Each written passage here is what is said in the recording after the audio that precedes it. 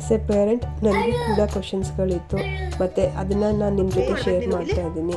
So ಯಾವಾಗ potty training start ಮಾಡಬೇಕು, what is the right age to start, ಅದು ಎಷ್ಟು ದಿನ ತೊಗೊಳುತ್ತೆ ಪಾಟಿ ಟ್ರೈನಿಂಗು, ಮತ್ತು ಅವರು ರೆಫ್ಯೂಸ್ ಮಾಡಿದಾಗ ಅದು ಬೇಡ ಅಂತ ಹಠ ಮಾಡಿದಾಗ ಹೇಗೆ ಹ್ಯಾಂಡ್ಲು ಮಾಡಬೇಕು, ಮತ್ತು ಅದನ್ನು ಪಾಟಿ ಟ್ರೈನಿಂಗ್ ಪ್ರೋಸೆಸ್ನ ಹೇಗೆ ಈಸಿ ಮಾಡಬೇಕು ಮತ್ತು how fun it should be, ಈ ಎಲ್ಲ ಕ್ವಶನ್ಸ್ಗೂ ನನಗೆ ಆನ್ಸರ್ ಸಿಕ್ಕಿದೆ. ಸೊ ಅದನ್ನು ನಾನು ನಿಮ್ಮ ಹತ್ರ ಶೇರ್ ಮಾಡ್ತಾ ಇದ್ದೀನಿ.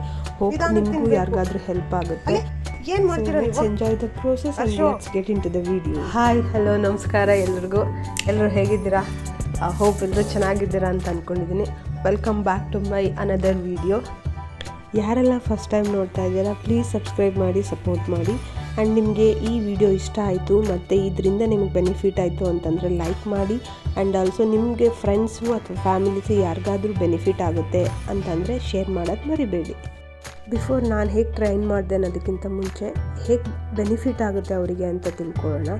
ಸೊ ಇದೇನು ಕಾಮನ್ ಅಂತ ಅನಿಸ್ಬೋದು, but it's very important actually.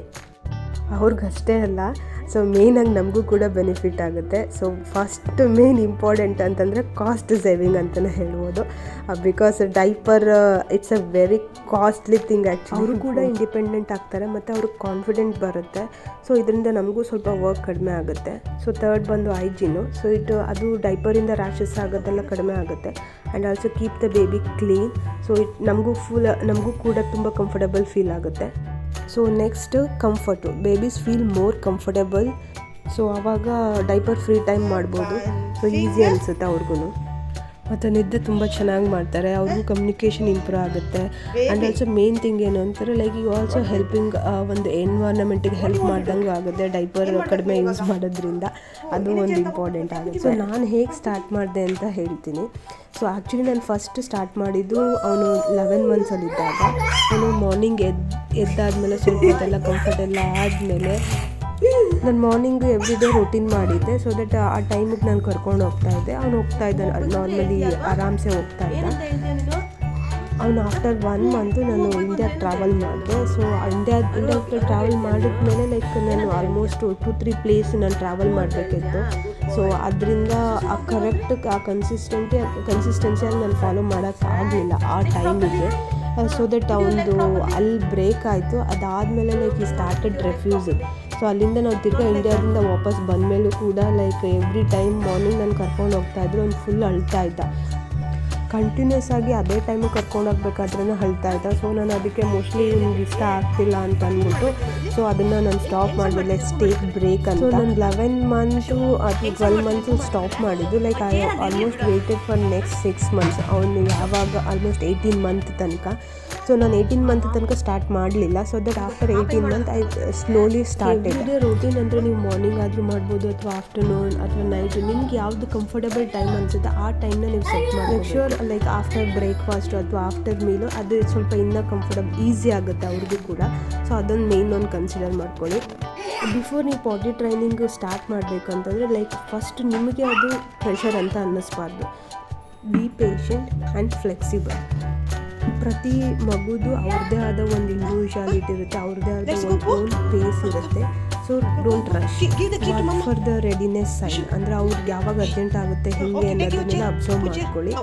ಅದೊಂದು ಈಸಿ ಆಗುತ್ತೆ. Make it more fun actually. ಅವ್ರು ಹೋಗ್ಬೇಕಾದ್ರೆ ಸ್ವಲ್ಪ ಕಂಫರ್ಟಬಲ್ ಫೀಲ್ ಆಗೋದಕ್ಕೆ ಏನಾದರೂ ಫನ್ ಆ್ಯಕ್ಟಿವಿಟಿ ಥರ ಮಾಡೋದು. ಸೊ ನಾನು ಯೂಶ್ವಲಿ ಅವನಿಗೆ ರೈಮ್ಸ್ ಹೇಳ್ತಾ ಇದ್ದೆ ಅಥವಾ ಒಂದೊಂದು ಸಲ ಹೈಡ್ ಆ್ಯಂಡ್ ಸೀಕ್ ಮಾಡ್ತಾಯಿದ್ದೆ. ಸೊ ಅವನಿಗೂ ಕೂಡ ಕಂಫರ್ಟಬಲ್ ಆಗ್ತಿತ್ತು. ನೀವೇ ನೋಡ್ತಾ ಇದ್ದೀರಾ ಬ್ಯಾಕ್ಗ್ರೌಂಡಲ್ಲಿ ಹೆಂಗೆ ಅಂತ. So it's not easy actually. Like every time ಅವ್ರು ಫಿನಿಷ್ ಮಾಡಿದಾಗ ಎನ್ಕರೇಜ್ ಮಾಡಬೇಕು. So that good job, you did great ಆ ಥರ. ಸೊ ದಟ್ ಅವ್ರಿಗೂ ಸ್ವಲ್ಪ ಬೆಟರ್ ಫೀಲ್ ಆಗುತ್ತೆ. So they will also follow the routine actually.